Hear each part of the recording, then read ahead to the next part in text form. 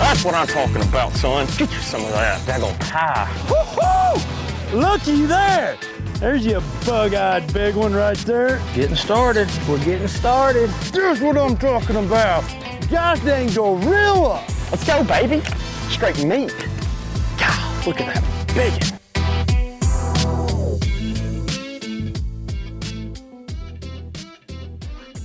Hey, welcome in, everybody. This is the BamPod. I'm Big Edge, your host. And on the line tonight, we have got a guy who has fished the Bass Masters. He's fished FLW. He's fished one bass, and now he's out here in California fishing the Apex. We have Mr. Austin Bonjour. And I'll tell you what, this is going to be a good one. We're going to be talking about some wintertime junk fishing. That's, how you get it. So, Austin, welcome in, man. Hey, how's it going, Ed? Oh, we're doing good. Kind of lead in on that, with the whole, it's the whole, it's wintertime now. Officially, it is cold. We got lots of muddy water. We've got, days that are cold. We got water that is cold. And, you're a guy who loves the crankbait, loves that reaction. But this time of year, it's about junk fishing. It's about throwing everything in the box for anybody that doesn't know what junk fishing is. And this guy right here knows how to do it. So we're going to talk to him about it. So, Austin, this is that time, right? It's cold and this is junk fishing season. What do you absolutely. What do you really, when you get days like this, wintertime, it's cold, it's nasty, water's getting muddy. What's your first go-to kind of bait that you really like to throw? Yeah, for me, if it gets cold and muddy and the wintertime, being in California, our lakes fluctuate, as you know. Mm-hmm. So they can be super low and jump up 10, 15, 20 feet and get muddy. And that's usually, Ed, when I head to the bank. And, I try to go to any hard structure or vegetation if it suits it. And, I'll pick up a flipping stick or a swim jig. That's kind of where I feel at home, at least where I live. So we kind of get that. But we also have spotted bass lakes, and it'll get high and muddy, and then you kind of got to go find some creeks, maybe blown in some cleaner water, thermoclines, and you got to, throw a wacky rig Cinco or something like that. So that's kind of how I've been raised fishing over here on the Central Coast, and we see that quite a bit in the winter when these lakes come up quite a bit. So. Yeah, it's fishing down. It's so funny because we're in California. People maybe don't always get the size of this thing, but there are definitely three different ways. You've got Northern California, you've got Central where you're at, and you also have Southern California, where their water doesn't get as chocolatey most of the time, but it definitely does. But water fluctuation here is probably the most, the thing you have to deal with the most in this water, in our waters. When you look at lakes, like we were talking before, Santa Margarita, Cahuilla, Nacimiento, you've got all these lakes like that they come up, 80, 90, 200 feet sometimes in a winter. Oh, absolutely. In a blink of an eye too. Right. In a couple weeks. Oh crap. It was a quarter-mile walk to the down the launch ramp, one week in December, and a month later, it's, oh crap. Like, it's hard for me to launch my boat right now because it's that high. It's up in the asphalt parking lot. So right. Flat. So, and a lot of people, I think, across the country don't really get that. Because if you drop, Toho 100 feet, you're basically just fishing dirt. Yeah. A giant mud bowl. Yeah. And but this, this time of year out here, especially, that really comes into play. How is it that you talked about, you go to the bank, you get up and you go high, and I think it's really interesting, that to be shallow in cold rising water just seems weird. What is it that makes those fish follow that water up? I think it's just curiosity. That's just my opinion. Like, they're bass, they're very curious creatures. The lakes coming up, they, spotted bass, if you're targeting spotted bass, they like current. I call them basically, they're like trout, trout bass. They'll go run up streams and creeks and stuff. So they'll follow that rising water. And then largemouth, if you have, like a Clear Lake or Santa Margarita or any reservoir that's got quite a bit of shoreline structure, tules, docks, wood, that kind of reservoir or lake, it's gonna present a lot more opportunities for those largemouth to like relate to a log or in a bed of tules or so on and so forth. And it's just so inviting for them on top of their curiosity that they can't help themselves. You know, they want to be in there and be protected. And even if it doesn't come all the way up, you know, our reservoirs, like you say, they fluctuate. They may not be to the very rim and all that structure, but if the lake's 50%, they'll be using any laydowns they can. Say that laydown is petrified and been there since the lake was dammed. As soon as that thing gets water in it, they'll know, like, okay, I got to get back in that tree. And that's kind of what I think. I think largemouth are kind of homebodied, and then spotted bass are kind of like trout, and they just want to come up with that water. I've never actually heard that term, the trout bass. Right? Yeah, they are, man. I've seen them run so far up creeks, it's ridiculous. Yeah, right. I mean, that I have too. I've seen them way up in there. And I guess they really do. You know, they pretty much act like trout a lot of the times. You know, those spotted bass. So, right. They swim around and try to eat them, where most of the guys in California live. They're right there with the trout. Yep, exactly. I guess, and then, you know, talking about kind of like junk fishing, you know, let's break that down a little bit for people, you know, so that they, you know, most people I think know what junk fishing is, but there's a bunch of people out there that won't, and they're just, you know, what does that mean? You throw, you know, what is junk that you're throwing? Why don't you break that down a little bit? Yeah, for sure. I mean, I guess it's different for everybody, but junk fishing for me is just utilizing your entire boat and reading the conditions that day to set your path of fishing for the day, to kind of write your script. So, I mean, you could catch one on a nail-weighted Cinco in 20 foot and say, okay, try that for a little while. That doesn't work. And then you can go fish the shallow structure, you know, with your heavier line and spinner baits, crankbaits, stuff like that. Maybe catch a few fish.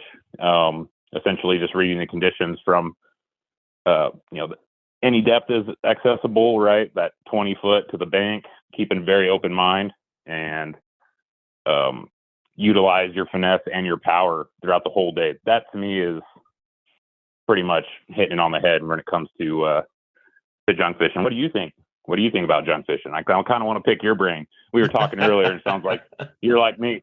Yeah, it is. For me, it's I go out every, you know, I'll get to a tournament or I'll get to a day of fishing, and I'll go out with, you know, 1 or 2 rods on the deck. And by the end of the day, I've probably got, I don't know, 20, 25 rods on the deck. And, yeah, you know, I've gone through, like you said, I've gone all the way down to a Ned rig or something. And, you know, I'm whatever. But, I start off, you know, this time of year for me, cold water, that sort of thing. Yeah, it's jigs and crankbaits and you know, even some spinner baits, things that are because I try to follow those fish right to the shore as well, and they're eating any of the bait that's around. And I feel like the biggest thing with following bass in the wintertime is following the bait, because that's where they're going to be eating whatever they can. And it does. And I think it does fluctuate a little, you know, like you said, largemouth are a little more homebodies. And if you can find places that have structure, like, you know, trees, lay down, vertical, whatever, and you find, you know, and then you find maybe some big rocks that are a rock pile, something like that, you might find those fish stuck there. And throwing a spinner bait, throwing an A-rig, throwing a swim bait over the top of those things, or around them, or on the bottom, or dragging them over it. That's kind of how I approach it. And then, but it may take, an 8-inch swim bait that day. It may take a 4-inch swim bait that day, but you got to figure it out. So yeah, absolutely. I think that's junk fishing, is just like, hey, maybe they want to eat a crawdad, and maybe, like you said, maybe one will, and that's all you get on that all day. Right. And that's a tough deal. Yeah, absolutely. It leads you astray for sure. You're like, oh, okay, caught one in 20 on a Ned rig, like you said, and then that sucks. And then the lake has come up 20, 30 feet, and you got docks that have water under them again. They're not sitting on the mud. So you're like, oh, let's go flip docks. And then you catch a couple flipping docks, and then it's done. Yeah. You're not really keyed into anything. You're just kind of fishing throughout the day, very fluid, and letting the fish tell you what's going on. They'll tell you real quick, like, this is not happening. They're very scattered. And to kind of get off topic to that, what we started with on when lakes fluctuate, I feel that when they come up, the reservoirs, 20, 30, 40, 50 feet, they will, those bass will just scatter and they don't know what's up. When it's high and muddy and cold. You got fish that are at the old water line. You got fish that are at the old water line before that. You got fish up in whatever shallow structure on flats, on points. That's points of structure and points of land and contours and stuff. You got fish everywhere. So it just keeps you on your toes. I think a lot of California guys, especially, and I'm from here, so don't want to speak out of turn or nothing. I don't know too much, but our guys anyway, that's all I know. And they're all super versatile. Like every guy I fish against, they can do it all. They're very fine tuned at that junk fishing. Like you and I were having a good conversation about it earlier this week, so something we have in common. It seems like everybody you talk to is willing to pick up 6-pound test or 65-pound braid. So right, and that's and I know that tournament anglers across the country are all pretty versatile and all have their way of doing that, and probably all junk fish in their own separate ways. And I think the one thing about our area and the way that the water fluctuates so much, it really adds a whole new, a different nuance to our kind of fishing. And I think it's why when a lot of the, the top anglers out there are from California, it really shows that we will do what we need to do to catch fish and change and just go to those different styles. When you talk about Aaron Martin's, fishing the Delta with 6-pound drop shot, that guy was a master doing things that other people wouldn't even think of doing. I mean, when's the last time you went out there with 6-pound line flipping toolies? Not often. Right. Yeah. But he did what he did to get bites, and he won the tournament.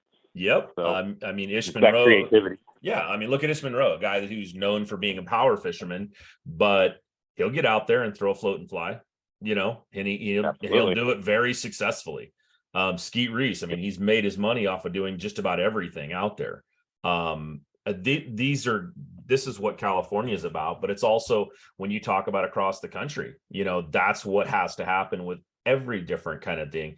And I think it's probably the most, guys really talk about, like when I read your bio, it's like, oh no, this guy's a crankbait guy. That's what he loves to do. That's what he likes to do. David Fritz, you name somebody, Hackney, whatever, they have a specific thing that they're very good at. It's like, oh no, this is what he's known for doing, But I think the most successful guys have been junk fishermen. And I think it's really I don't want to say it's a pattern or it's a technique, but it is a style of fishing that everybody has to do. Yeah, it's a way of life. Yeah. Yeah. I get that tattooed. Junk fishing is a way of life. Right. Prove me wrong. Yeah, prove me wrong. I love it. Right? I love it. Because like you said, every guy's got their bread and butter, but the guys that have been doing it for a long time and they're like big name guys. I'm a big time fishing nerd.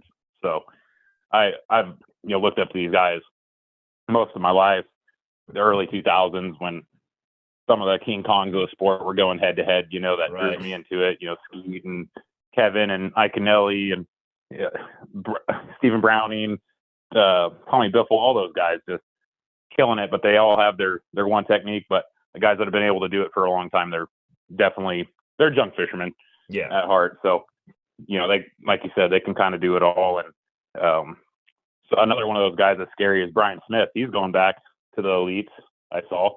Wow. So I wish him nothing but luck. He's very versatile. I would consider him a junk fisherman.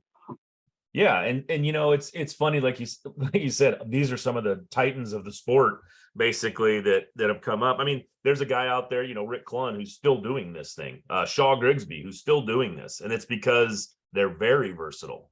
They understand how to do it. They're not just sitting on one thing going, yeah, I'll tell you what, when the crankbait bites on, or when the swim jig bites on, or this is on, I'm gonna smoke them. That's just not a thing in this industry. Yeah, Rick Clunn's meditating in a cove. And he goes, all right, so one's on that bluff wall, one's on that flat point. I'm going to catch one on that tree. He knows, he knows everything. The guy's just a magician, And you mentioned Rick Clunn, that guy. I love that guy. So, oh yeah.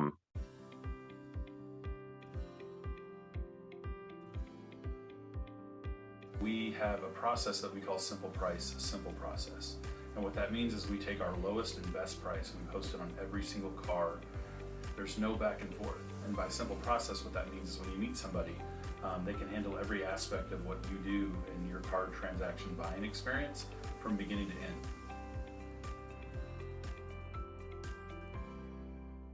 end. He's still one of the only guys that I've known that has been out there, and it's like he, slept in a tent by the lake before tournaments just so he'd know exactly every barometric pressure change that happened during the night so that he understood how the fish were going to react the next day. Right. Yeah. How freaking cool is that? A whole nother level right there. Right? Yeah. Yeah. I'm at the Motel 6. Rick Clunn's sleeping on a starting spot from 3 days from now. Yeah. Getting exactly. A feel of the bullfrog and jumping in the water in the morning. Yep, exactly. Yeah. But that is just another example of being a true diehard junk fisherman, right? I mean, you're out there. The only way that guy, he's not picking up one thing. He's picking up whatever it takes to get the win, whatever it takes to catch those fish. And I think wintertime, it's just fish are so hit or miss that's what you have to be good at. And I think for sure, I think we put so much emphasis on, hey, you have to be this time of year, you got to pick up an A-rig, you got to pick up swim bait, and you're going to catch big fish. And I think that's probably true, but I've heard of so many other fish coming on shaky heads, drop shots,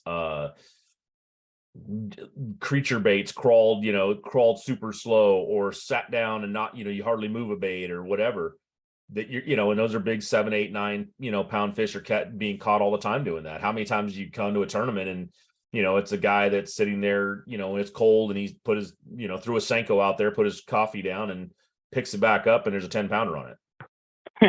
It happens a lot more than right? I'm sure. Or not than I know too.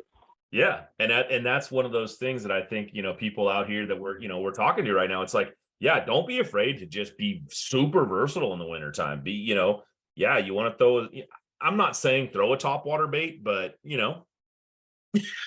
I've caught them. Right. Yeah. I've caught them in Oroville in 1 inch of water in January. So yeah. And it's all conditional, right? It's like Rick Clunn being so on it. And, you mentioned Aaron Martins earlier, guys like that are like, so with a fish.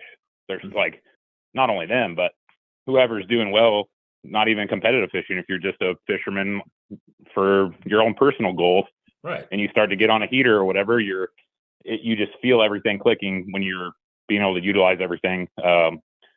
Junk fishing, right? You're catching that Ned rig fish, that flip fish, that A-rig fish, that whatever. You're following them, and here's the deal. There's when you can get real dialed in on something. You can be that, Greg Hackney with a 1 ounce jig, or, right. Jared Littner with a buzzbait all day or something, but most of the time it's just, I feel like for me, it's not always there. And you gotta keep following those green bass and brown bass around. It seems like, let them tell you what's going on. And then they're usually pretty good at telling you. It's just a matter if we want to listen or not. Right. And, you're a guy who's fished all over the place. How many times have you been, you've been on Lake Champlain, you've been, on the East Coast, you've been on the, down South, I'm sure you've been, California. How many times have you gone to a tournament and 5 of the fish in your boat have all come on different baits. Oh, man. I don't know. It's going to have to get something to think about it, Ed. It would take me a minute. I would say more than half of the tournaments, probably. Like, that's a fair assessment right there. I would say 60, 70% probably, where they're always one's on a S waiver, 2 are on a Cinco, or, one's on a plopper, or whatever. You just kind of let the day go as not as planned, I guess. Don't let it go as planned. Just kind of, read the conditions. There's shad in this cove. I'm going to throw topwater in there. We got low light, and I'm going to throw this, buzzbait or whopper plopper. That's your topwater decision. Or there's some brush piles I noticed on the fish finder. I'm going to reel a swim bait through them. I love that. Just not knowing what your next, when your next bite's going to come, and on what bait, and that's, to me, there's nothing better. Yeah, I mean, it's always fun to go out, and it's like, oh yeah, the thing you like to do the most. I love frog fishing, and I've done it in January. I've done it in whenever. And I will tell you right now, there's probably nothing that I love more than getting that big blow up on that topwater frog, because I just know, most of the time it's going to be something healthy. And when you're talking about that, I'm just topwater in general. I love the plopper, I love the frogs, I love buzz baits and blah blah blah. So for me, wintertime is not always the most exciting, but I've learned how to adapt over my I'm not years. We'll just leave it at that of fishing, and But it's one of those things that, like you say, it's so much fun to just be out there. 20 rods on the deck, and you're going, I don't know which one to throw, but I'm going to catch something on one of them, I think that's amazing. And it is conditional. I've had a couple other guys on here that I've talked to about winter fishing specifically. And, they're talking about, top 3 baits that they're throwing all winter long. But honestly, I think right now, talking to you we're talking about this, and it's like, I don't have a top 3 that I throw in the winter. I have like a top 10, maybe top 15 that I would throw. Yeah. Yourself, about the same.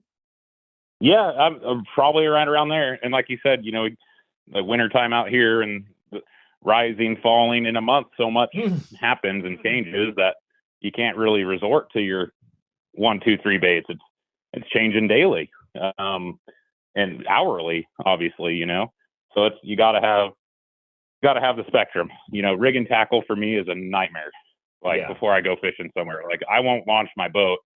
If I sleep in, and I'm a bad boy, I don't wake up early to go fishing on a Saturday. We've all been there, and we don't want to go. Yep. And I'm like, all right, well, I'll just sleep in an extra hour or two. It's cold, high, and muddy out there. I'll sit at the launch ramp, and I'll tie 6 FG knots, and whatever, 12 different rods from braid to 20 pound. Everybody's like, Austin, what are you doing? I'm just sitting there, getting rigged up, because I hate not being ready. Mm-hmm. And oh man, that tree looks so good for this swim jig my buddy gave me. Or, oh my gosh, the back of that cove right there looks so good for a buzzbait. Or look at that point, I see him on my active target. There's 3 or 4 of them sitting there. Where's my medium diving crankbait? Right. You gotta have it, and just keep fishing until they let you know what's going on. So yeah.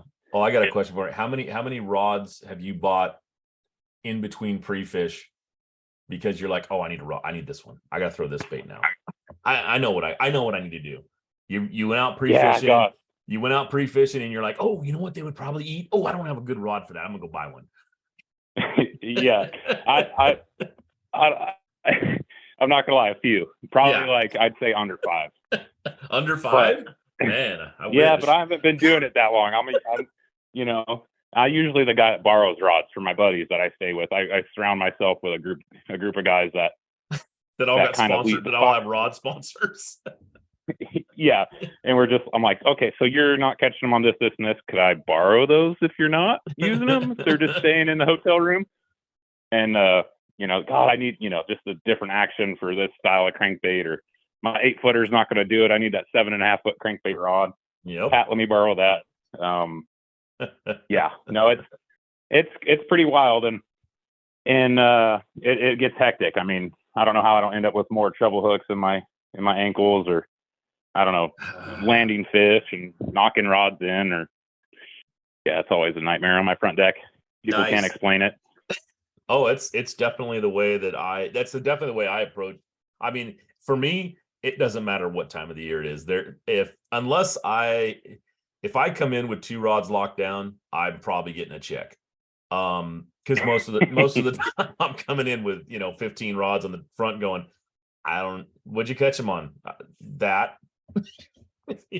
Right. It's kind of, I don't know. There was something on the deck and I threw it out there and something ate it. So it worked good. Yeah. Maybe Ed, we're just lazy. We just don't like to put our rods away. So we start with the 2 rods, maybe we just have this weird sickness where we just like the chaos. I guess sometimes I have had to get my rods back from a co-angler before. Sorry, I put those down there, man. I'm gonna need to get those out. Meeting up with them at the gas station after the tournament and looking through all the rods. No, that's not mine. That's not mine. Okay, yeah, that's mine. Oh yeah, it's happened. Yeah, but it's just kind of getting back to just fishing this time of year. It is such a weird time of year, I think, to fish, because especially out here in California, we get a lot of clear water fishing, not other than the Delta, maybe Clear Lake and stuff like that. We get a lot of really clear water fishing. And now you talk about mud, how is it that, is there something that you really focus on when it gets muddy like this? When you're out there and you're like, it's muddy, I'm going to start adding, doesn't matter what you're throwing, but I'm going to start adding color. I'm going to start adding sound. I'm going to start adding, what's like your first really big trigger that you go after? For spotted bass, because we have most of our lakes in California are plugged with Alabama spotted bass. Yep. Alabama's are Cusas. I'm not exactly sure, but they're not a Kentucky spotted bass, but they get huge. They like trout, but those guys, where I catch them, they don't eat trout, but I leave the dirty water. I just try to find the cleanest water I can. Yeah. From Gen Clear, even if it's colder, from like water running into our reservoirs, right, I'll abandon that chocolate milk and I'll look for the clear stuff to like moderate. And if the whole lake's blown out mud, I'll just still try to find anywhere that's the cleanest 6 inches to a foot visibility. Yeah, exactly. Like the most watered down coffee with creamer that I can find versus someone poured a half a bottle in it. And then for largemouth, the water clarity, I kind of like to find, it doesn't really matter. I kind of avoid the clear. I try to stay in, it could be real dirty, but I preferably not like red, or orange. Like if I can drop my jig down and see it 6 inches, I'm happy. Okay. And I can go flip all day, throw a swim jig all day, kind of black out, maybe catch one, and getting away from that junk fishing, and have just such a fun time, right? But if you want to catch fish, you got to like set that stuff down, and like you said, maybe throw a jig on the edge of that stuff and put some orange dip and dye on your trailers and change stuff up, fish real slow, still jigs and bigger worms, anything bigger profile, just switch it up, right? When the water's real muddy, your junk fishing baits are minimized depending on what species you're targeting, right? Yeah. So like spotted bass, I feel like, yeah. Sorry, go ahead. I was gonna say, like, so where you fish a lot, because I fished there a lot myself, Kauias, and which I loved. There's not a ton of, even when the water's up, there's not a ton of structure. I mean, you'll find a couple rows of trees or whatever, or that sort of thing. But when you start talking about lakes that have big largemouth in them, like those, the Nacimientos and Santa Margaritas and all that, and then you're talking about jigs. Do you really specifically look for the structure that's there, or are you just like, hey, you know what? Here's a point.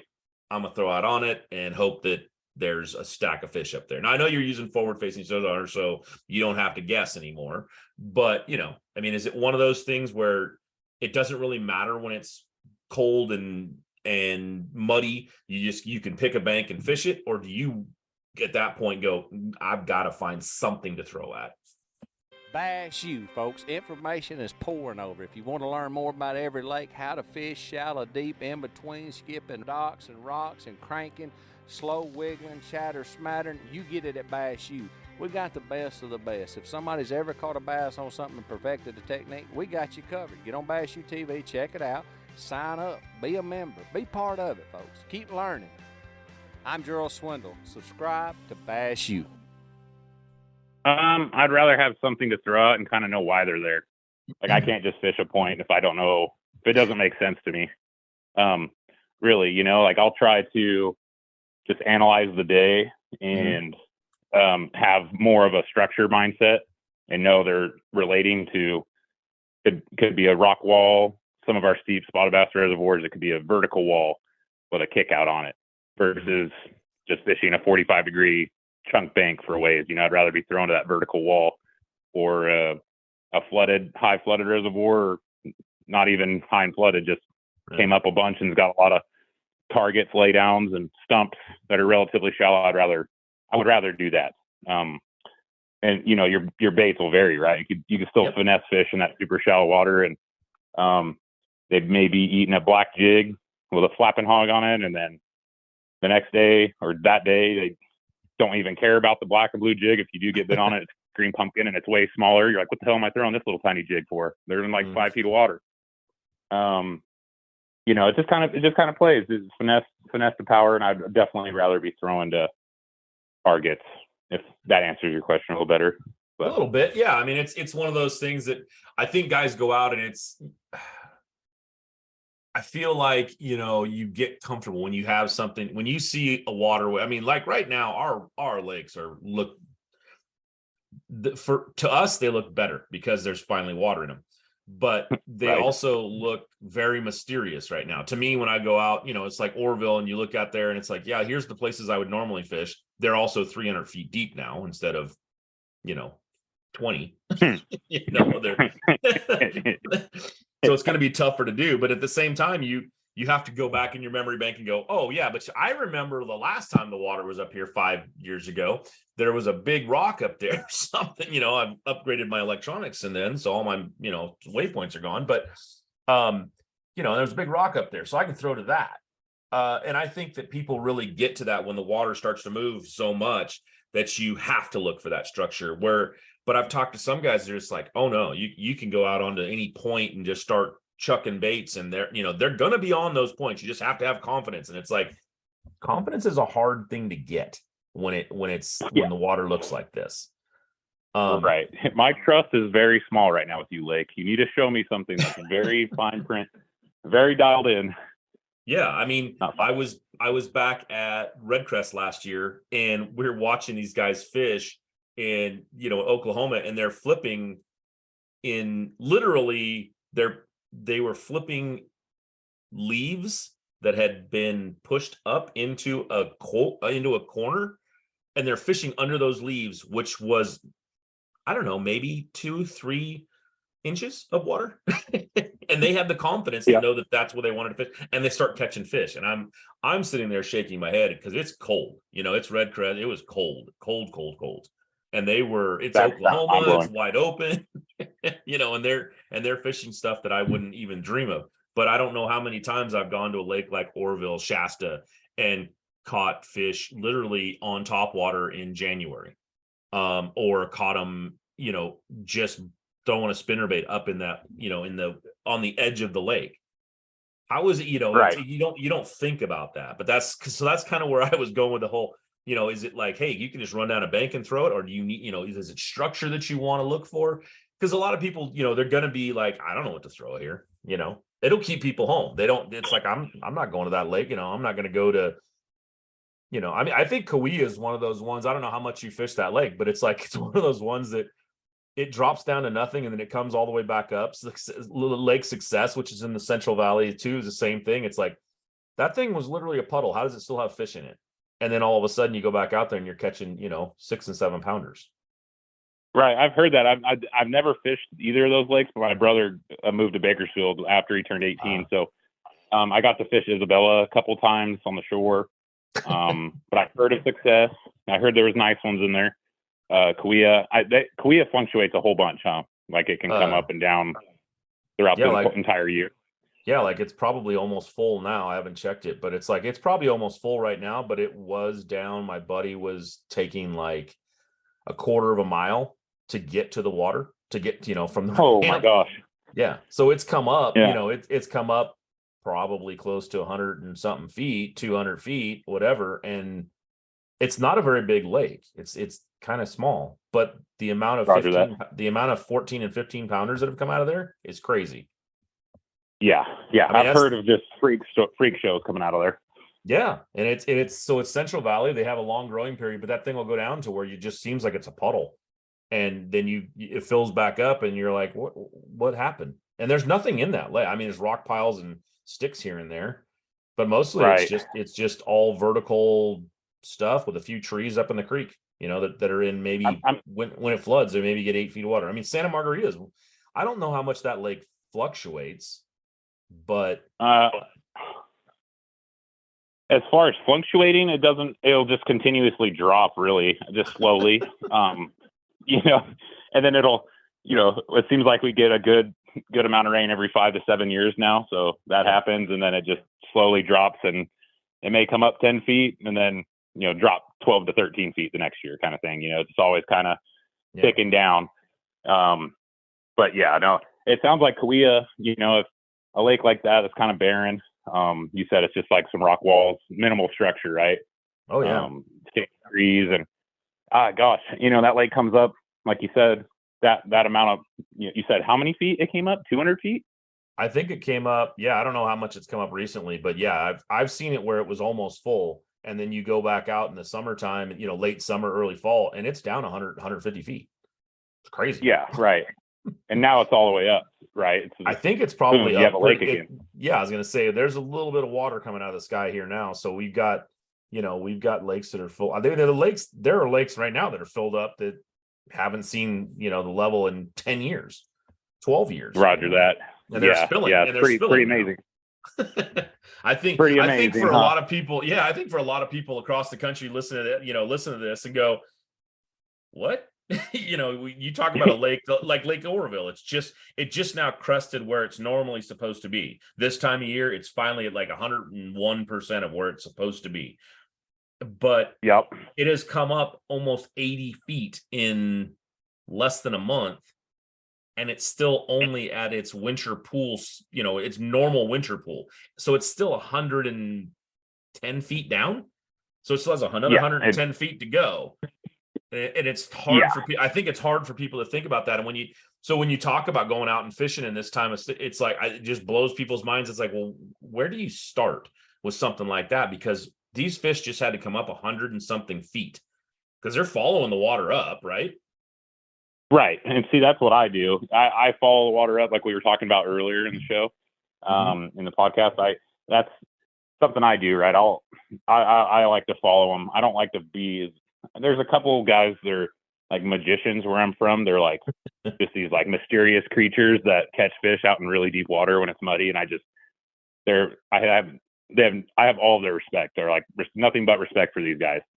And they do it. They can sit on a certain spot or a deep structure spot and do their thing. Like you were asking kind of earlier, like sit on a point and I can see them and they're there. There's 10 of them there. I'm going to, do my junk fishing there. I would rather utilize the lake and kind of fish what is now in the water for them, versus being the guy that's out there trying to catch the ones that are blind and cold and maybe swimming upside down and they don't know what's going on. Yeah, everybody's seen that group of fish on their sonar out in 30, 40, 50 feet on any lake that's rose out here in the West, and it's just a line of fish out in the middle, and they're really hard to catch. And I think they just kind of haven't established to the new water line. And I like to, it's kind of hard. Like I keep thinking about Kauai since you mentioned it with nothing there. I would probably just, if I was fishing a lake like that, I would just go to all the whatever's flooded, all the the flooded trees or any laid out that are in the water, and maybe some good rock piles that are relatively shallower. Are there Florida strains in there, Ed, or Oh northerns? yeah. Oh no, it's Florida? Florida's. Yeah, Okay. I mean, there's some big fish in there. I mean, Yeah. I've got an 11 out of it. And I mean, it was catching 6-pounders was not all that difficult for most of the time, you know. I know guys that go Gotcha. over there and they have got 14, 15, 6, 15 pounders out of there. I don't know what the lake record is in that thing, but the one that really always got me was Lake Success, because I went over to that like twice, fished it. I fished a tournament there one time, and I showed up and the lake was still down quite a ways, but there was one line of trees, literally one line of like these willowy flooded trees. And I don't want to say everybody was on it, but everybody was on it. And it was probably maybe 80 yards long, 70 yards. So it wasn't that big. And it was like guys were sitting on one side of the tree and the other guy was sitting on the other side of the tree, and they were all fishing the same. They were just like flipping these trees, going around in circles around these trees fishing. I was just like, I literally was scratching my head going, what are you doing? You know? And I went over and found some offshore rock piles in like 10 feet of water. And that's where I just throwing jigs on that, catching fish. But I couldn't sit there in those waterways. I was just like, wow, this is crazy. Cause it's combat fishing for these tournaments. And there was 30 boats out there, you know, on this, Yeah. on this And little, 2/3 of them in the brush. yeah. Yeah. I think there was like a 2/3 of couple them other doing guys. things Yeah. out There was there. like a couple other guys sitting out there trying to find rock piles, and that was it. But it's so, for That me, gets it's just hard. like, That's hard. yeah, I don't see how you fish like that. So, Right. you know, Hard. Our lakes, our reservoirs are so small too. Unfortunately, you know, we have some yeah, larger reservoirs, but most of the lakes that we all call home, for the most part, I'm not good at the acreage on like right. what it is. I think Margarita is like 2,000 acres or Yeah, it's very less. small. It's Yeah. very small. Yeah. You think I would know that, but I don't. I just know it's very, very tiny. Hey, I fish a lake that's like that, and I don't know what the acreage is on it either. I don't care. I just go. It's like, it's Right. not water. Cool. I'm launching. Yep. But I mean, Margaret is one of those ones that was funny, because the first time I went there, I thought it was just that one side. I didn't know there was like, you go around the corner and then you move back up, and it's like, oh my gosh, there's a whole other lake here. You know, so Right. it's but the different stuff in that is just, that's one that, you know, and maybe we should talk about that a little bit, is the, you know, these lakes that are grassy lakes, you know, in the wintertime. It's like, what do you fish when that grass is, you know, in 40-degree water all of a sudden, or, you know, 42-degree water? Is there still grass there? And do you know, can you target that? I know you fish the delta a little bit too. So Yeah, it's kind of like that, you know, top water in January, like you catching them at Orville, Shasta, and 2 foot, right? It's like one of those things where bass have their own rules. We didn't make their own rule book. I'm sure a lot of guys said that, but I believe that for a long time. And there are those, you know, circumstances where, you know, there could be some hydrilla that's left over or whatever, and it's 48 degrees, and you catch 2 out of it in a day. You tell somebody you punched 2 fish in January, they're like, no, you didn't. It's like, yes, I did. And then they're like, no, you didn't. It's like, okay, dude, believe what you want. But I caught 2 fish in less than 2 foot of water, right? And then the rest of them were on 3 different baits, kind of thing. But Margarita, right now, their grass is flooded tules and cattails. So that's like, it's awesome. I mean, it's like being at Clear Lake. Like, I would take a good weekend at Margarita over Clear Lake any day. Just obviously, right? Because it's 25 minutes from my house, and Clear Lake 7 on 7. It's 7 for me. Like, oh, that's right, 7. Yeah, and I drive really slow, so I got an old truck with 250,000 miles on it. So I'm not the guy towing the bass boat on the I-5 for anybody listening that's mad at bass boats on the I-5. I'm the guy with the truckers. So yeah, that's funny. Hitting those giant potholes for 200 miles. And, yeah, right. Yeah, but you know, that's how Margarita kind of sets up, right? You got, just to paint a picture for that, like, but all our lakes are so different. I have Nacimiento that's 30-40 minutes north of me, probably about 40 minutes, and it's an Orville or a Shasta, but our spots don't eat in 50 to 70 foot, or how, you know, Aaron Martin's won a tournament way back in the day in 130 foot or something crazy, like I forget, but not over 130 foot, like 10 feet down, like how spotted bass are, I mean, on the Right. bottom and 100 something foot, Right. which is crazy. Nazi, those spotted bass think they're largemouth, or they have like some weird vendetta with them. Like, however the pecking order worked at that lake, because there was largemouth and smallmouth, and then the spots came in, and then there was whites, and then they're all mad at each other. Right. But the spotted bass, they kind of tend to be a little shallower. So, and then you got San Antone right next to that, which is just a giant riverbed that's flooded essentially, and it had smallmouth and largemouth on it, and there's no tules or wood. Same with Nacimento, it's just rocks and stumps, some laydowns essentially. And then we have Lopez down south, like the sister lake to Margarita, and that fish is like a mini pyramid down in Southern California or off the Grapevine there, where more canyon walls and steep and deep and northern strains. And there's some flooded bushes and stuff right now because all the lakes have come up, but typically you're, no depths off limit for those guys. You can catch them in 1 foot to 50 foot, perfect junk fishing lake there. All within a day. But it's pretty cool. Great. I mean, keeps you on your toes. I'm sure. I don't know exactly where you live, Ed. Where do you live? What are your 4 lakes? Are you a mother lode guy, or you mentioned the Central Valley a whole lot? So I used to live in the Central Valley. So now I'm up in I lived there for 3 miserable years in Hanford. And now I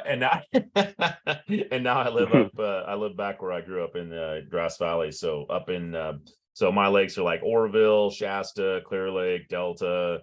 I think, did you get to fish Almanor with Apex? No, but we get to go there this coming up year. Kind of excited for that. Yeah,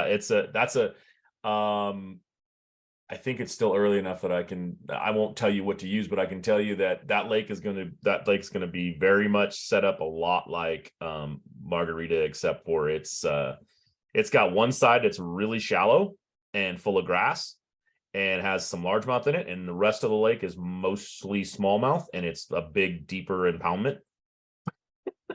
Yeah, I've seen that online from the. Yeah, it looks. All my Google Earth stuff I've looked at and Navionics and stuff like that. It just looks like a big old bowl. It is a big old bowl.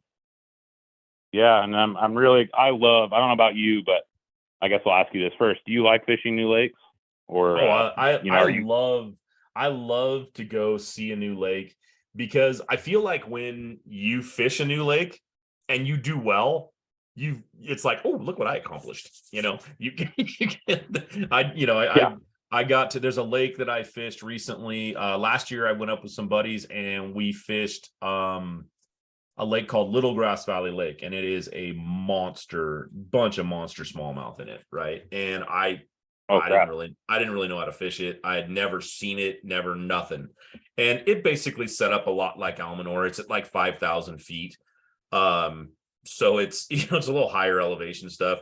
And I went out there and picked up, a couple confidence baits and said, well, I'm going to see what happens, and got into some, 5 and 6 pound smallmouth. And it was so much fun catching them on S wavers. But to answer the question, I loved it. I love to fish new lakes. It's great to do. For nearly 100 years, Grundens has built gear you can trust to keep you fishing no matter the weather conditions. With head-to-toe coverage of high-performance outerwear, sportswear, footwear, and much more, it's no wonder Grundens products are backed by some of the bass fishing's most prominent figures, such as Skeet Reese, Randall Tharp, Adrian Avina, and Jonathan Van Dam, just to name a few. Grundens. We are fishing. Yeah, okay, cool. Because I love that as well. That's what's cool with the whole Apex thing, is they fish these lakes that are a little more low key.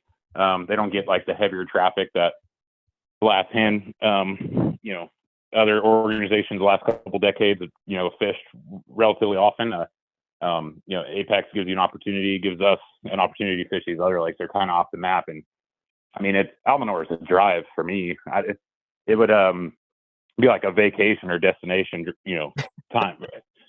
20 years from now or something, go up there to go fish. I think I heard about Almanor because Apex went there, kind of thing. Right.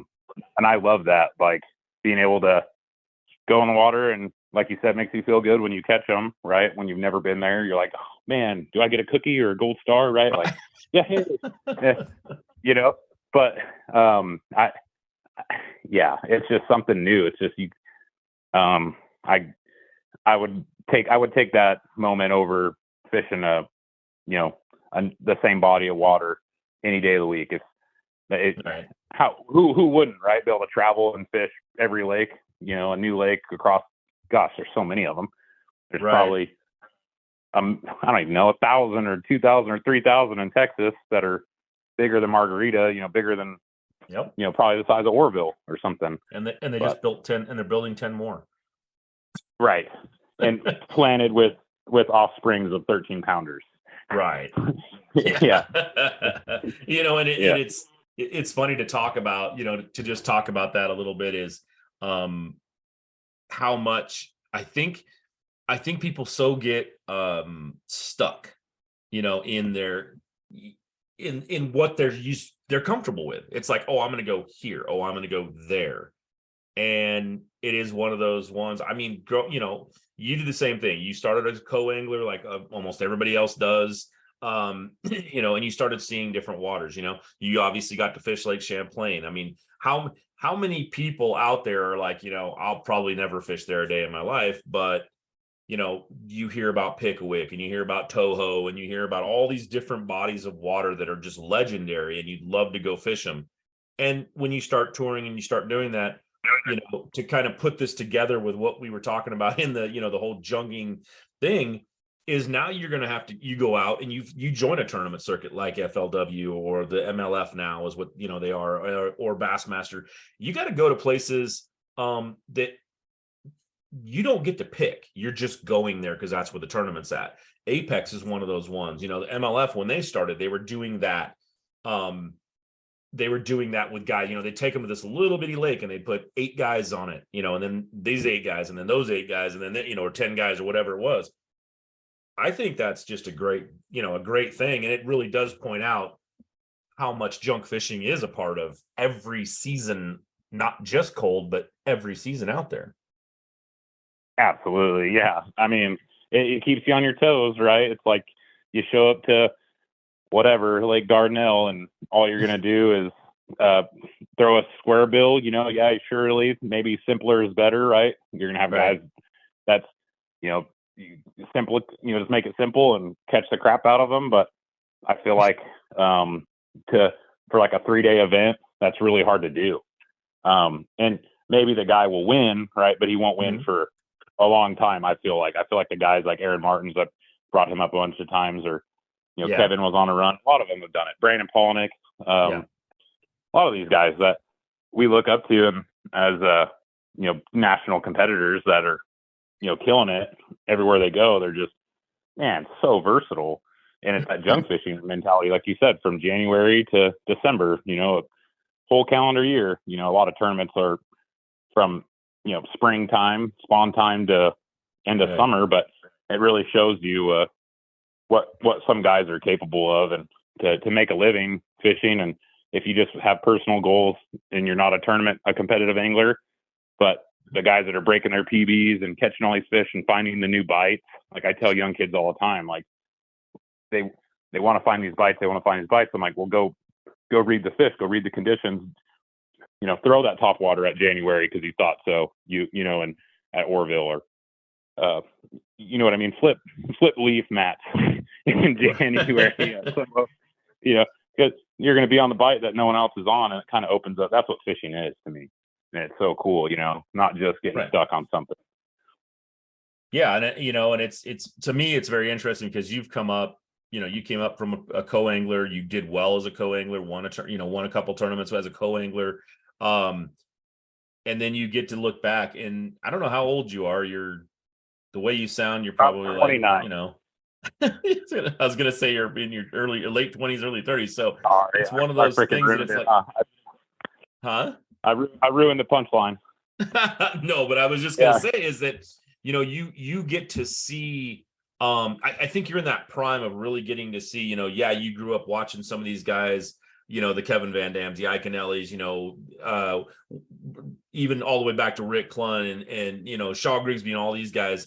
And now you look at the way fishing has gone and the way that tournament fishing is going in specific, and you can sit there and talk to these guys a little bit, and the younger group coming up has, I don't want to say they have all the advantages, but they've got a lot of advantages compared to what I came up True. on, or Absolutely even yourself. true. I mean, how do you tell these kids, when they're coming out, if you're doing a seminar and you're talking to them, it's like, what do you tell them to do? What is it like? Hey, if you want to be successful in this thing, what's your one tip for these guys out there? My one tip would just be, it's kind of cliche, but don't let anybody outwork you, right? And don't really worry about what your competitors have. Whether it's newer equipment, it could be a range of things, right? Rods, reels, baits. We've all been young. It's so hard to get tackle and equipment and boats. This stuff's so expensive. So don't let that drive you. Just worry about your mechanics and fishing.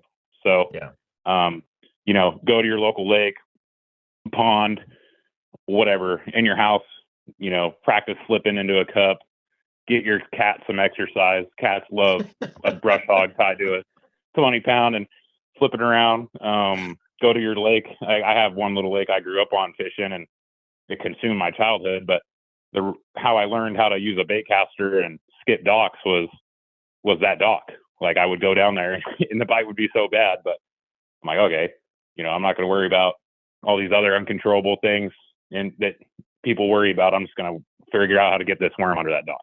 Yeah. Or this jig up that dock or whatever. So if I had one thing to say, it would be, don't worry about the evolution of all the technology and stuff and what's new.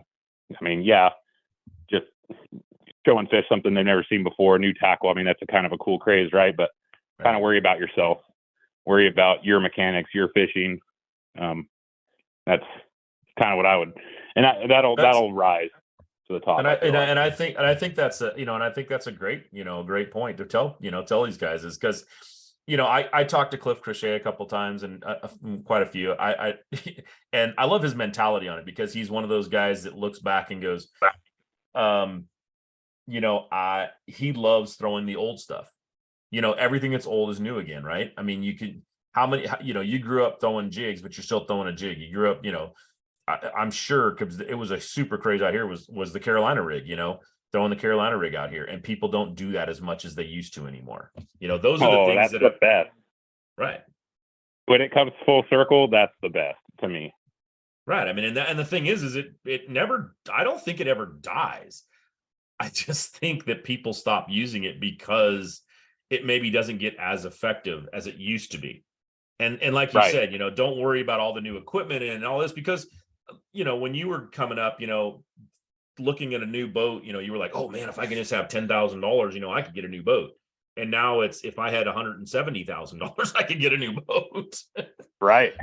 So how you going to do that other than, somebody buying it for you, when you're in high school. And I think that's one of those great evolutions that we've had, is not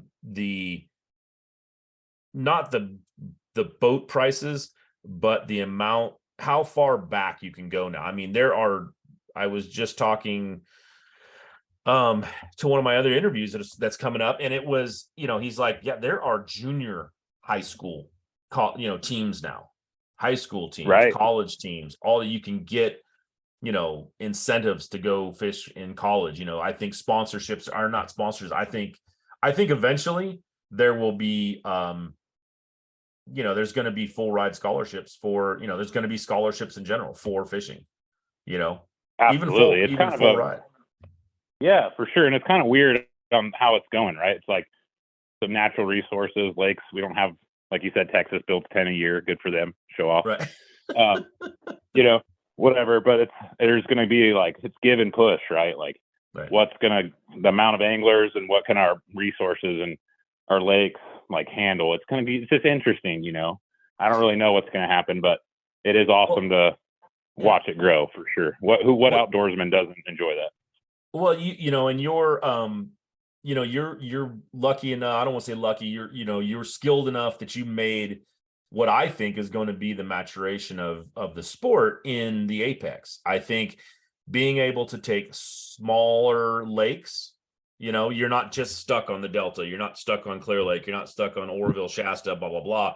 There are going to be tournaments that go to lakes like Almanor, go to lakes like, these things like the MLF did also. But you're in this, the apex now, and you're going to be starting to see, and I honestly think that that's probably where this sport's going to end up going is, the big lakes are always going to, draw bigger tournaments, of course, but the format of the apex being only, 58 boats, I think is their cap. Yeah. You can put 58 boats on a smaller body of water. You don't have to have this massive body of water to do a tournament on. Right. Yeah. Kind of breaking the mold, breaking the path. Yeah. Putting a rock in the ant trail. Well, yeah. And and the other side of that too, is that you're only fishing against 58 boats. Right. I mean, how many tournaments have you fished where you're, 120, 130 boats, and every little mistake you make cost you a spot? Yeah. Nothing's worse than that, right? It's just so you have to be so precise on your decisions when there's that big field, right? Like, just kudos to the guys that fish like the Bass Opens and these other tournaments back east that are, I don't know anybody back east, but I've heard of tournaments that are like 400 boats or something crazy, right? Like, that's like on Kentucky Lake and Gunnersville, 300-400 boats or something. It's like, that's crazy, but that's the growth of the sport with these other tournaments. But like bigger organizations, like you said, MLF, Apex out here, maybe Bass will do that and break the mold. It kind of seems like they already are. The last decade they've broke out and fished some new places. But yeah. Well, I keep, we all want to see. It's funny because I think you're a guy who loves this sport and loves the, watching the guys and total, junkie in it. And how bad do you want to see those guys, those big names come to California, and, you come and it's like, and why do we want to see them out here so bad? I would love to see them out here just to show some love for the western side. And it's there's a lot of bass heads out here, so we have great bodies of water, like you mentioned. As far as there's little reservoirs that a lot of people, millions of people, bass fishermen, will never even know existed that are out here. They're just, absolute hammer holes, Lake X's, people call them, but is that bad for fisheries? People will say, yeah, sure, right? Like, puts them in the spotlight, but everything would, I would assume, come full circle. But on these bodies of waters, I think they cycle, and that's not the worst thing. But I would love to go marshal for an elite event at the Delta. Are you kidding me? Yeah. I can kick my feet up for 3 days and go drive around. That'd be so cool. Man, or fish some, higher level tournaments out here. But, I can't complain. We have good organizations out here that have, some are new, some are been here for a while, and they take care of us. We just got to support what we have. Right. Right. Oh, and that's the most important thing for West Coast to get any bigger, to keep growing, to be taken serious. One, I think this is where, that high school, college level stuff is going to make a difference, because we're basically recruiting these younger people that want to get into this sport, and we're bringing them into the sport, and we're giving them, I think personally here in California, we give them such a huge option. We have, places that are amateur stuff where they can go in and they don't have to cut their teeth against, guys like you and Zach and Mark and, all these different names out here that are just hammers. Who wants to go fish against Ken Ma when you're 12 years old or 14 years old and fish a tournament? You're probably going to get your teeth kicked in. You go out there and it's like, okay, so you can go to the BBT, you can go to the Future Pro, you can go fish these up and coming events before you transition into the Wild West team or the Wild West pros or the, the one bass or the new gens or you name it. I think we have such a great breeding ground in California for that, I think you're absolutely right. Yeah, the Western United States is just so fruitful when it comes to, everything we have to offer, right? Like it just grows this different caliber of fishermen, outdoorsmen, I guess you could call it. It's kind of, we see so much different stuff. It's just, it's the reason why California is so dang expensive, right? Not only California, Washington, Idaho. Yep. These places are expensive, but they're really cool. And they have tons of stuff to offer, right? If you're a young kid and wanting to get into it, it's just, we don't have the pool for, we kind of got to band together as a group of fishermen out here and all stick together versus back east. It's like just this big booming gold rush, right? With like all these high school teams, and it's great to see for sure. It's just out here, need a little more of a spark. I feel like, that would be, and that'd be great to see. I want to see my daughter, fishing like Scott Martin's daughter. I think her name's Hillary Sue or something like that. Or Trait Zaldane. There's another gal, Carrie Fisher. I want to see if I have a boy. I want my boy to be fishing too. In 20 years. So I'd love cool to see the sport. It's funny, we have so many wildfires out here. We can't get that one to go off yet. But it is such a, it's flood. Yeah, exactly. But it's a great point that we need to hear. I don't want to say we're a target, but we're definitely outdoors people here in California definitely don't get the same love as other parts of the country. You get once you go east a little bit, it's like hunting, fishing, blah, blah, blah is all just, it's there, it's just ingrained. It's ingrained in their life. And here it's like a battle. People are constantly on you to, don't do this, don't do that, don't, it's tough. Yeah, I think that's the best way to put it. It's a battle. Yeah. How many times have they tried to take, the Delta away from everybody? It's like, oh, we're just tearing it down. We'll get rid of it. Yeah. We're going to ship all this water. We're going to buy all these islands. And this lake you can't go on anymore because there's this many restrictions, or you have to get banded for quarantine it for 31 days. There's some kind of frog that lives in this river, and you can't let, the water out because it'll kill this frog or you know what I mean? Or whatever. It could be, we can't put trout in a lake because they're going to go mess with its steelhead. It's, it's all a bunch of crazy stuff. It all makes sense, I guess, you kind of, it's just the give and take of living here. Right. But it is, it all works. I love this area. And I've got the fish, a handful of lakes back east and stuff, but, this place just is so freaking unique. The West, and when I say this place, the Western United States, Colorado River, beautiful. The Columbia River, awesome. All, then all the little gem lakes that we have that, Apex is exposing some, probably hiding some, I shouldn't say hiding some, but, just not brought to the surface yet, They haven't, they haven't said, hey, you're going to go here. Right. It's I think bass fishing's alive, and it's a good thing. And it's really cool. When I was little, and I had tackle warehouse stickers on my binder in 7th grade, people they didn't know what that was. They're like, what's that fish with the red and blue on there? It's like, that's just tackle warehouse. There's like 20 employees there. This was years ago, now they got 200 employees at one store. Now they have that warehouse in Georgia. Tackle warehouse is, 30 minutes for me. And that's, I bought my first fishing rod and reel there when I was real young, early teenager, so on and so forth. But I was kind of you're the outcast, right? And like you hear that with every generation. That's like, your generation before you. It's just building steam. People definitely. I think people understand it a little bit better now. I still get the, you went out bass fishing today, huh? How many beers you drink? None. That's not really what I'm doing,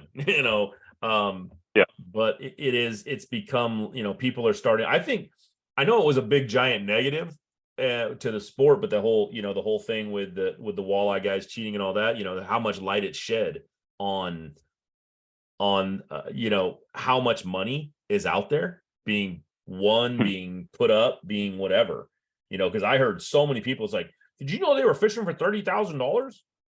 Did you know that that's not really even a big amount? Yeah. Or how many people that you know in your daily lives that don't know much about fishing, but they could be your local gas station clerks that see you every 4:30 every Saturday morning filling up, or whomever, right? The mail lady, and they're like, hey, did you hear about those guys with the walleye? I mean, Absolutely. Everybody. I know it was negative, but that, like you said, no press is bad press. I know for sure. Any press is good. So whether or not it was a negative on the sport, yes, but I don't know. People kind of take it serious. I mean, when Michael Bennett won his $1 million and Luke Clausen wins 2 back-to-back $500,000 and 2 different things and all this, and people are, like 30,000. It's like, that's not about the money. Trust me, because there's better money out there. But it's now people understand that it's like, oh wow, I didn't realize it was that big. Right. It's kind of like a weird obsession for sure, because it's like, I always told myself, if I could put the amount of time and energy that I did in bass fishing, I could be a millionaire like very easily. And I feel like that's the same thing with so many people. It's just, I'm just a sick freaking bass fisherman like that. I just obsessed about it, and just being in nature and enjoying it and loving the whole experience, and all boils down to a bite, right? Like, that's just getting a bite, reeling it in. That's where it all starts. Catching fish, the money, like you said, if I want, put your kid in golf or get them really good at hitting a ball, a baseball. Right. If you want them to make a lot of money, or bass fishing's just, you got to love it, Oh yeah. Because you can definitely, if I won the lottery, I always tell people I'll just keep fishing till I'm broke, because that's what it comes down to. It's a lot of money to be in it. It's a lot of money to do it. But at the same time, I think the money is portion of it. Yeah. What I'd love to be able to make all my money off of fishing, or, an aspect of fishing, hey, I'm sitting here doing this, and that's, great. But it's a tough life too, to try to do this. I mean, I talked to some of the top fishermen in the country, and they're like, hey, I'm $70,000 in debt on January 1. I got to pay all my entry fees. I got to get all this done. He goes, that's before I've turned the lights on at home. That's before I've done this, that, and the other, blah, blah, blah. So how crazy is that? Right. It's like that. I changed my mind of what I got to tell a young kid listening. So you gotta understand, it's very expensive and it's a brutal world, but success is there and you can get it. Don't let anybody say you can't do nothing, but it's a big, huge gamble. I mean, it is. That's the common battle, and I would call every guy that's fishing those tours or even the regional stuff, it's a battle. So it's a lot of money you're throwing away if you don't catch them. Yeah, and and the thing is that I always tell the thing I always tell the youth of the kids coming up is like, go to school, get into marketing and advertising, learn how to sell yourself, and how to work for people, how to work for companies. Because when you walk into a business and you ask them for sponsorship dollars, they're trusting that you're going to go out there and do something for them. Catching a fish, they usually don't care about. They're like, oh, great, you placed well, cool. What did you do for us? Good job. What did you do for us? How much product did you push? Exactly. Yeah. How much airtime did you get? How much time on the radio did you get? How many podcasts did you do? How many whatever? Show me what you're going to do for us. Who are you going to, who's your sponsors? Did you talk about us when you were out there? Did you push our product? Did you do whatever? That's what I tell kids the most. It's like, buckle down, get a degree in marketing, advertising, business in general, learn how to use your money, learn how to get money from, people, and work for it at the same time, because you're going to get more time on the water if someone else is helping you with those bills, And I'm going to add to your thing. that goes hand in hand with college fishing now. Mhm. So you're getting, like you said, in a couple years, full rides, right? Right. You know, fishing junior high school, and then you're getting to a college, you're getting that marketing degree, you're bettering your future, and you're also getting to bass fish. Like, how cool is that? So that I think that's just so awesome. When I was fishing growing up, I heard a podcast with Colby Pearson. He's a buddy of mine. He lives up in Oregon, South Oregon. He's an Apex guy, and I've known him for a long time. Like, we were both like 12 years old on MySpace at the time, like communicating with each other, because we were just these two weirdos, right, in two different states, like, that loved bass fishing. You know, 6th grade, 7th grade kind of age. I was gonna say, you dropped MySpace. That pretty much showed your age, so you're good. Right. Yeah. And Colby, he started a high school deal, and that was like the only one that I knew of. Like, and I'm sure he could tell you, you know, if you ever have him on the podcast, you should bring it up, because he probably has all the numbers. But there wasn't more than a handful of teams when he made it to nationals at this high school thing, right? Because it was so small, and that's how small it was in 2012. We graduated at the same time. So, you know, a meek 11 years ago, it was, high school thing was not really a thing. You had to really try. Like, Colby, my hat's off to him, because he did what he had to do to get a team started. He may even transferred schools or something. Something crazy. You have to have him on, and he'll tell you all about it. But it's pretty cool. And or take a look at that podcast. What was it on? I think it was Cast and Crank or something. I could be wrong. Yeah. But not to throw out another name of another competing podcast out there. But it's all good. Yeah. But I think he had to go to work or something like that, he was saying in his podcast, and he didn't get to go to high school, that next step, you know, but some of his buddies did, so on and so forth. But, you know, just a decade ago, essentially, right? Like, high school took off, and now there's college where you can get that marketing degree. There's so many steps you can take and, like, really make it a thing. Right. Like, not every kid's going to play in the NFL or play for the Yankees, but so many kids do it. So that's the same thing with fishing, right? You can definitely do it. You know, you can be that Christian McCaffrey or Justin Lucas or whatever you want to do. But, you know, there's just more steps. You know, you could be that sports star. Fishing's getting more that way, which is pretty cool. Yeah. So it's not everybody's going to make it. No, not everybody's going to make it to those big tournament thing, you know. But I think that's probably the biggest difference is, if you don't make the NFL, where do you go play football? I mean, maybe college, maybe Canada or something. You know, some of those things. It's really come down to you know, once you can go play basketball on the weekends or something like that and have fun, or football, you know, with your buddies and that sort of thing. But you're not going to compete anymore. You know, you're really, you know, you're kind of out of it. You're going to go to work. You're going to do your life. You're going to do, you know, you're going to do whatever. With fishing, I mean, I know guys that are still fishing that are 75, 80 years old that, you know, I guide guys out there that are, you know, much older, and it's still a passion, you know. I mean, right. How cool is that? Yeah. I mean, there are guys out there that are, you know, well into their 70s who are still, you know, or it's at least 60s, still fishing, you know. I don't want to say how old Gary Klein is, but, you know, he's still out there doing it. You know? Yeah. You know, there are so many, right. And they're fishing at a level that is still higher than most people. Right. Yeah, exactly. And it's, you know, it doesn't have to be the tournament thing. Like you said, Gary Klein, I mean, he's still fishing tournaments, and old Rick Clunn and Tommy Biffle and like some of these, you know, Shaw Grigsby and a lot of those guys, you know. But yeah, you can, they're well out of their 20s. Yeah, by ways, but they still kick some serious butt.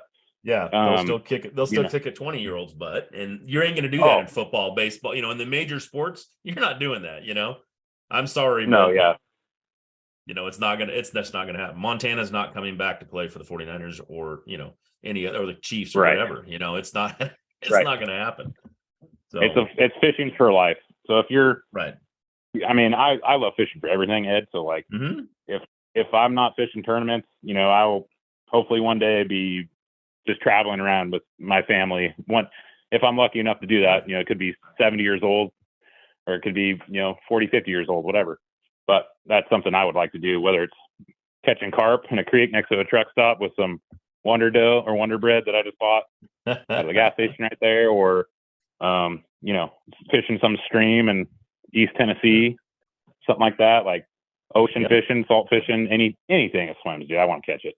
So, yeah, absolutely. that's it. So, well, Austin, unfortunately, we're gonna run up against the time here. I went a little long, but that's okay. I want to thanks for coming on, man. This was great. I love when I get to talk to somebody that's a lot like myself and wants to be out there fishing all the time and doing that thing. So, thanks for coming on the show tonight, man. It was super fun to talk about all the different things, and we really appreciate it here, Bam. No, thank you. I appreciate the opportunity, and likewise, I like I told you at the beginning of the show, like as I get older, the list of my friends like shrinks. It's people that are like yourself, and that you could just talk forever about bass fishing and fishing in general, and I love it. So no, thank you for having me. Yeah. Okay. Guys, thanks for tuning in. We'll have some other stuff in a couple weeks. We'll have another great show. I've got a young lady coming on that's going to be talking about her experience as a co-angler and her new found passion for bass fishing. So that'll be a good show. But tonight we had Austin Bonjour, and I even put the little bit of accent in there, the French one, not the French one, but the Louisiana one. Thanks for tuning in, and we'll see you on the next show.